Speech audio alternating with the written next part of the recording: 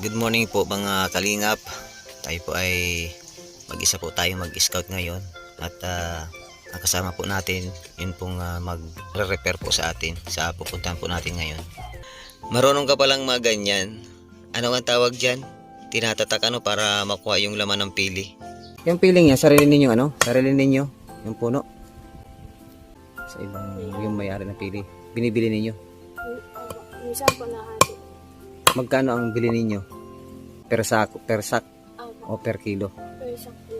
Meron namang bumibili. Meron namang bumibili. Apo. O magkano ang kilo? Ano po? Pag isa't kalahati, 500 pesos po. Kumbaga yun ang pinakahanap buhay na ninyo. Nila mama mo. Sila mama mo, anong trabaho nila mama mo?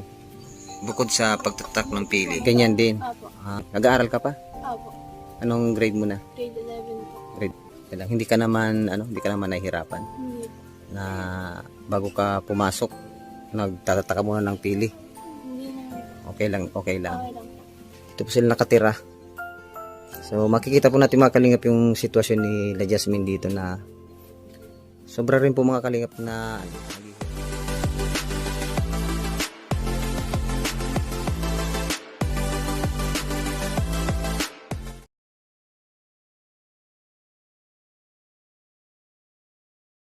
Hello guys, isang mapagpalang araw po sa inyong lahat. Narito pong muli ang inyong lingkod, Anime Reactors TV.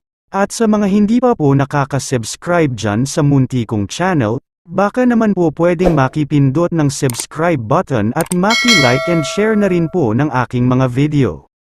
At wag din po nating kakalimutang patuloy na suportahan ang ama ng Kalingap na si Kuya Val Santos Matubang, Ate Edna Vlog at Kalingap Rab. Ganun din po ang mga Kalingap Charity Vlogger at mga Kalingap Reactors para makatulong din sila sa mga programa ng Kalingap. At wag din po nating kakalimutan na patuloy na suportahan ang mag-amang ka-business official at Papadins TV. At yun guys, panibagong araw, panibagong reaction po tayo. At sa araw pong ito ay gawan po natin ng reaction itong na-scout ni Kalingap Gilbert na isang masipag na dalagita. Si Kalingap Gilbert po ay isa sa Kalingap charity vlogger at scouter na nakakatuwang ni Kuya Val para mas mapalawak pa ang nararating ng programa ng Kalingap. Sa pamamagitan ng tulad ni Kalingap Gilbert na Kalingap charity vlogger o scouter ay mas maraming kababayan natin ang napapaabutan ng tulong ng Kalingap. Batay sa pag-i-interview ni Kalingap Gilbert kay Jasmine, ay ito na daw yung hanap buhay nila. Maging ang mga magulang niya ay ito din ang hanap buhay. At ang pili na binibiyak nila ay binibili nila per sako. At sa bawat 1 kilo at kalahati ng buto ng pili na nabiyak nila ay naiibenta nila ng 500 pesos. At sa loob naman daw ng isang araw ay nakaka3 kilo sila. Kaya pumapatak na 1,000 isang araw ang kaya nilang maibentang pili nuts. Kaya lang aalisin pa dun yung puhunan nila sa pagbili ng bunga ng pili. Kaya aabutin lang siguro ng 400 to 600 lang kinikita na. Tapos hindi naman araw-araw ay may pili silang bibiyakin. Kaya talagang hirap na hirap din talaga sila sa buhay. At saka isipin mo sa kakarampot nilang kinikita ay hindi lang silang 6 na magkakapatid ang binubuhay ng mga magulang nila. Kasi ang lola niya ay sinusuportahan pa rin ng mga magulang niya.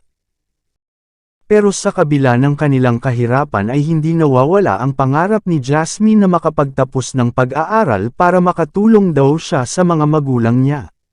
At ang nakakatuwa pa dito kay Jasmine, nung tanungin siya ni Kalingap Gilbert kung anong libangan nito doon sa kanila bukod sa pagbibiyak ng pili. Ang sagot ni Jasmine ay paglalaba at paglilinis ng bahay. Sa totoo lang guys, sa buong buhay ko, ito na atang libangan ni Jasmine ang pinakamagandang libangan na narinig ko para sa isang kabataan. Sana lahat ng kabataan itong libangan ni Jasmine ang gayahin nila.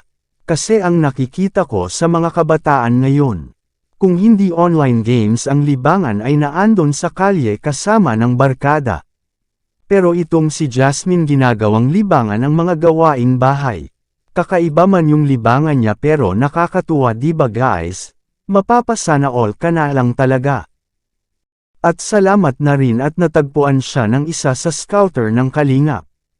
Dahil alam naman natin na once na na-scout ka ng taga-Kalingap ay sigurado na ang tulong na matatanggap mo, lalo na pag nakita nilang karapat dapat ka talagang tulungan.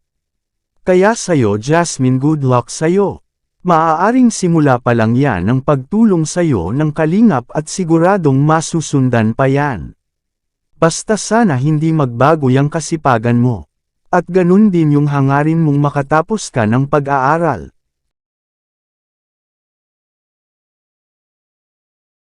Paano po hanggang dito na lang muna ulit po, at maraming thank you po sa patuloy na sumusuporta at nanonood sa aking mga video. At sa mga hindi pa po nakaka-subscribe dyan, ay baka naman po pwedeng makipindot ng subscribe button at maki-like and share na rin po ng aking mga video.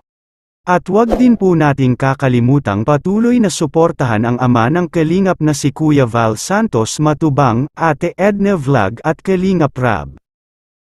Ganun din po ang mga Kalingap charity vlogger at mga Kalingap reactors para makatulong din sila sa mga programa ng Kalingap. At wag din po nating kakalimutan na patuloy na suportahan ang mag-amang ka-business official at Papa Dins TV.